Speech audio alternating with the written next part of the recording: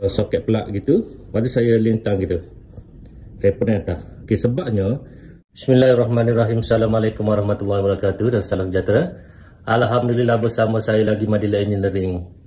Okey tuan-tuan, kat sini saya ada nak ucapkan jutaan terima kasih kepada yang komen video kita. Tak kira lah sama ada komen tu baik ataupun komen tu kurang baik sikit. Sebabnya saya tahu yang mana komen dekat video-video kita ni adalah dia supporter kita, dia follower kita. Macam mana cara dia support kita?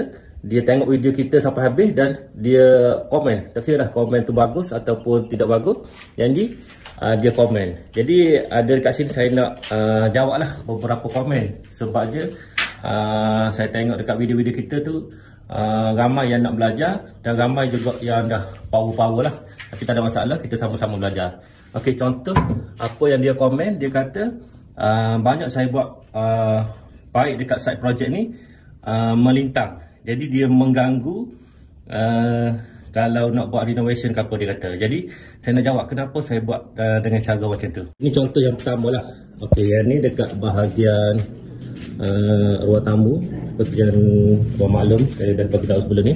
Okey, kenapa dekat bahagian dinding ni, okey ni dekat bahagian dinding ni saya buat soket plug gitu, lepas tu saya lintang gitu, saya pernah atas. Okey, sebabnya saya boleh je kalau saya nak mudah kerja saya ambil daripada lubang terakhir sebelah sini ataupun sebelah sini, saya taruh satu pipe, saya terus naik atas. Okey, kenapa kita buat melintang gitu?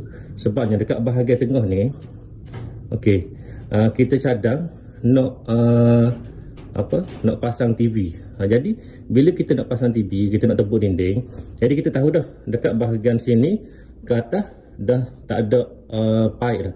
Jadi kita tak risau nak tebuk mana-mana pun, tak risau nak taruh frame ke situ ke sini, tak risau. Jadi sebab tu kita buat melintang ke tepi ni. Okay, jadi jarak ke sini biasanya kita ambil sama ada setengah kaki ataupun kita buat jarak dia sekaki.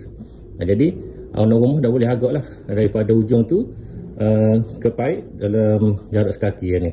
Okey, sebab apa kita tak buat ujung rapat sekali? Sebabnya biasanya kalau owner rumah dia nak pasang kabinet, bila bahagian ujung biasanya nak skru kabinet kan. Jadi sebab tu kita tak buat bahagian ujung.